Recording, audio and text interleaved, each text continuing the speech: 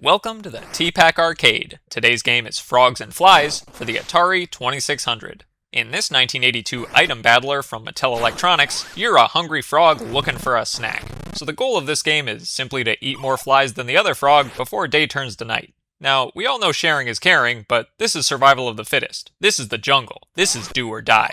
Granted, I might rather die than eat bugs to survive, but this frog might feel differently, so I might as well help him catch some flies. And this is accomplished by doing what frogs do best, leaping around and whipping their sticky tongues out. As flies cross the playfield, you try to time your jump from one lily pad to the other so that your tongue can catch a meal in midair. And each fly you catch gives you 2 points, and hopefully more than 2 calories, or else all this jumping is really gonna wear out our poor old frog buddy pretty quick. The joystick is what controls your jumping. In Easy Mode B, you have a set trajectory between the lily pads no matter which joystick input you press, so you only have to worry about the timing. But in Hard Mode A, you've got to aim too, because the height, distance, and angle of your jump are all determined by which direction you press and how long you hold the joystick in that direction, which unfortunately means you can whiff and end up splashing in the pond. Not a huge deal, I mean, frogs can swim, but it does mean you've got to wait till our buddy Froggy paddles back to the lily pads before you can start jumping again. Of course, shooting out your tongue is another key factor in catching flies. You press the action button to lick when a fly is in range,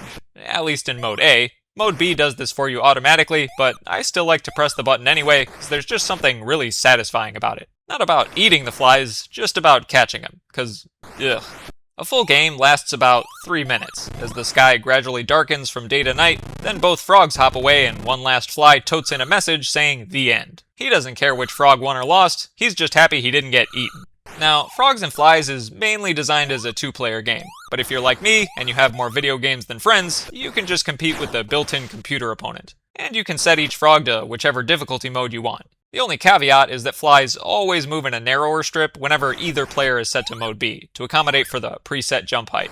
So the challenge of this game naturally changes based on your opponent, but at least I can say the computer wasn't too hard to beat, no matter which difficulty mode I set it to. Granted, I only narrowly won when I pitted myself in hard mode against the computer in easy mode, but I'm not one to fuss over performance margins. I'm just here to eat more bugs than the other guy.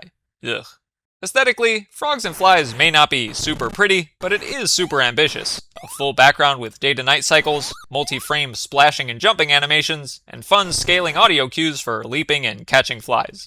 I would say the sprites could be bigger and the scenery could be less cluttered, but that's just personal preference. There's certainly nothing to complain about here, and Frogs and Flies is definitely in the upper echelon of graphical showcases for the Atari. The most novel aspect of Frogs and Flies, at least as a competitive one-on-one game, is that the opposing frogs don't actually interact with each other. There's no built-in physics to bump opponents off lily pads or affect them in any direct way. It's really all about catching flies before they do, which is actually my favorite part of this game. Maybe I'm in the minority here, but I like versus gaming a lot more when the gameplay is passive competition rather than aggressive. Things are just way more chill that way. And overall, that's why Frogs and Flies is a rare case of a competitive game that I really love to play. The stakes are low, the gameplay is chill, the mechanics are fun, and no matter what happens, my frog buddy gets to say night-night with the satisfaction of victory and a full belly.